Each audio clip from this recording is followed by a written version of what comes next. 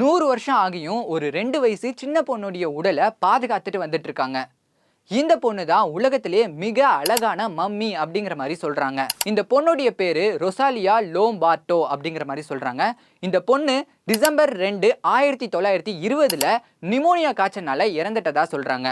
சில பேர் இந்த பொண்ணு வந்து ஸ்பானிஷ் காய்ச்சல் அப்படிங்கிற தொற்று நோயால உயிர் இழந்திருக்கலாம் அப்படிங்கிற மாதிரியும் சொல்றாங்க. இந்த பொண்ணுடைய உடலை வடக்கு சிசிலியில இருக்கக்கூடிய பலர்மோவின் கபுச்சின் கடாங்கம்பசின் அப்படிங்கிற ஒரு அறையில பாதுகாத்துட்டு வந்துட்டு இருக்கிறதா சொல்றாங்க. உயிரோட இருக்கிறவங்க இறந்தவங்களை போய் பார்க்கறதுக்கான ஒரு ஃபேமஸான சுற்றுலா தலமா இந்த இடம் கருதப்படுது. இந்த இடத்துல கிட்டத்தட்ட 8000க்கும் மேல டெட் பாடிஸ் இருக்கிறதா சொல்லியிருக்காங்க. அது மட்டும் இல்லாம 1284 மம்மிஸ் இருக்கிறதாவும் சொல்றாங்க. இந்த மம்மிஸ்லயே இந்த பொண்ணுடைய உடம்ப தான் ரொம்பவும் பாதுகாத்துட்டு வந்துட்டு இருக்கிறதாவும் சொல்லியிருக்காங்க. இது எதுக்காகனா கிட்டத்தட்ட 100 வருஷத்துக்கும் மேல ஆகியுமே இந்த பொண்ணுடைய உடம்பு வந்து அழுகாம இருக்கிறது தான் காரணம். இந்த பொண்ணுடைய நீல நிற கண்களா இருக்கட்டும், அந்த பொண்ணுடைய மஞ்சள் நிற முடியா இருக்கட்டும், உடம்புல இருக்கக்கூடிய பாடி பார்ட்ஸா இருக்கட்டும், இது எதுவுமே இன்னுமே அழுகாம இருக்குன்னு சொல்லியிருக்காங்க. சில பேர் மெழுகுனால செஞ்ச போலி உடம்பு அப்படிங்கிற மாதிரி சொல்றாங்க.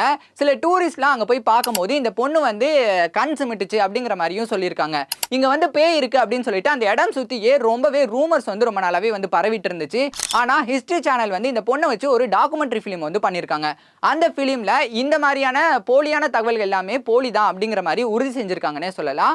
இந்த பொண்ணுடைய எலும்புகளா இருக்கட்டும், உடல் உறுப்புகளா இருக்கட்டும், இது எதுவுமே மாறுபடாம இருக்கிறதாவும், இந்த பொண்ணுடைய மூளை மட்டும் ஒரு 50% சுருங்கி இருக்கிறதாவும் டிஎன்ஏ, எக்ஸ்ரே, ஸ்கேன் இது எல்லாமே எடுத்து கன்ஃபார்ம் பண்ணியிருக்காங்க. இந்த பொண்ணுடைய உடல் வந்து அங்க இருக்கக்கூடிய இந்த அறையில வந்து இருக்கு இல்லையா, அது எப்படி இருக்கு அப்படின்னு பார்க்கும்போது இயற்கையா இந்த பொண்ணுடைய உடல் வந்து அழுகி போகாம இருக்கிறதுக்காக நைட்ரோஜன் கேஸ் பொருத்தப்பட்டிருக்கக்கூடிய கண்ணாடி சவப்பட்டியில வச்சு இந்த பொண்ணுடைய உடலை பாதுகாத்துட்டு வந்துட்டு இருக்கிறதா சொல்லியிருக்காங்க. என்னதான் இந்த பொண்ணு இறந்து 100 வருஷத்துக்கு மேல ஆனாலுமே கண்ணாடி குடுவைக்குள்ள அந்த பொண்ணு தூங்கிட்டு இருக்கிறதா தான் அங்க இருக்கிற மக்கள் எல்லாருமே நம்பிட்டு இருக்காங்க.